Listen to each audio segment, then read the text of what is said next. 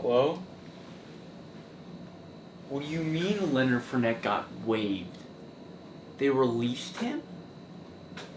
Why would they do that? It was probably the off the field issues, right? They've been talking about that for a while. They said it was based solely on field play.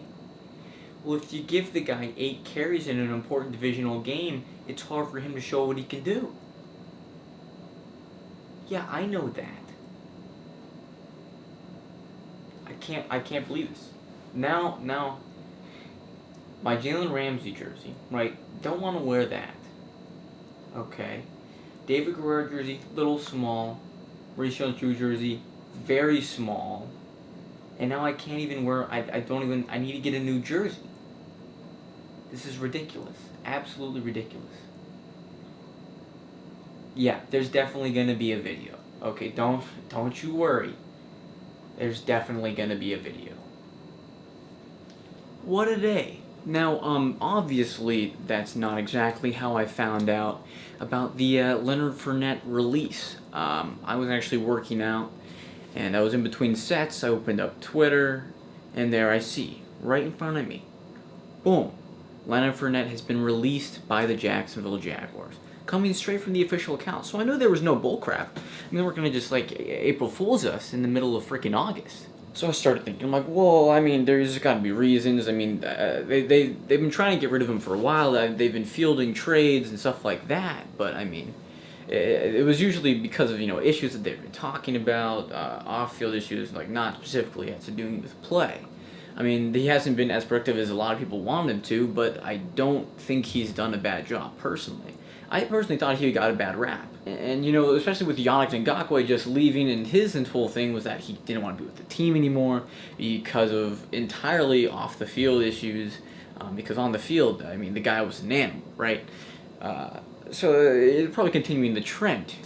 But no, they're out here saying, Doug Marrone, in an interview, right after it was released, says that it was entirely based on on-field play.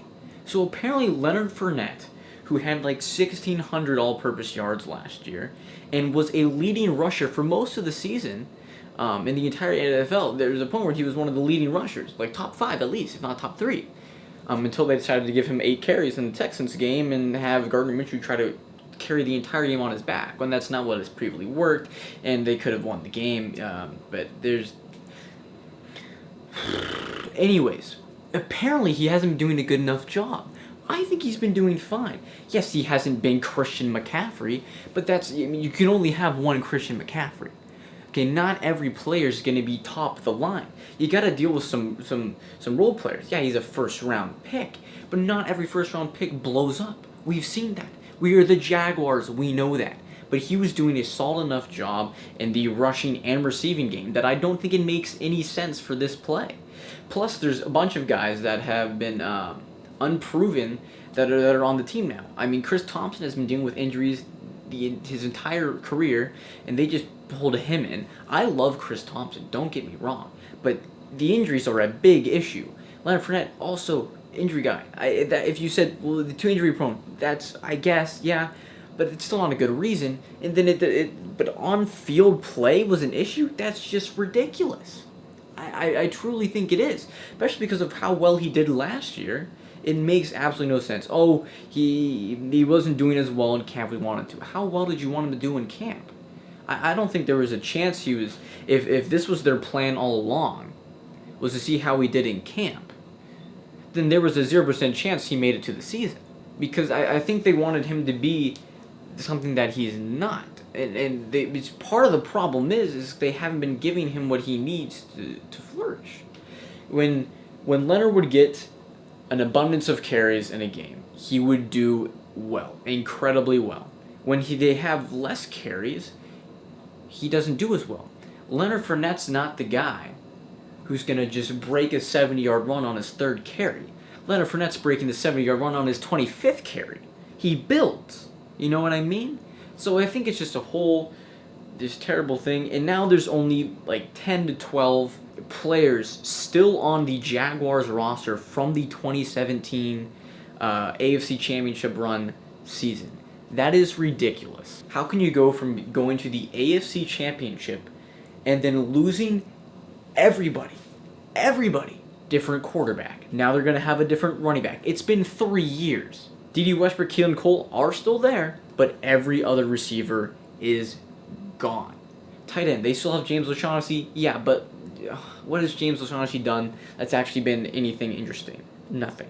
So the entire team has been switched up in like 3 years, and it's absolutely ridiculous. The only people that are still there are the coaches, Doug Marrone, and the GM, Dave Caldwell. That is it. Now, I didn't think Dave Caldwell had done an absolutely terrible job, which a lot of people do. They'll say, well, why didn't we draft Deshaun Watson or Patrick Mahomes? You don't know the guy's going to blow up before. You don't know that.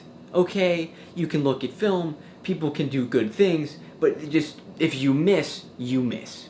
Going back, looking at the draft, say, oh, you should have drafted this guy. Unless it's been specifically saying things like that. Lamar Jackson, yeah, I would have liked Lamar Jackson. But also, he was drafted 32nd. It was like the last pick in the first round.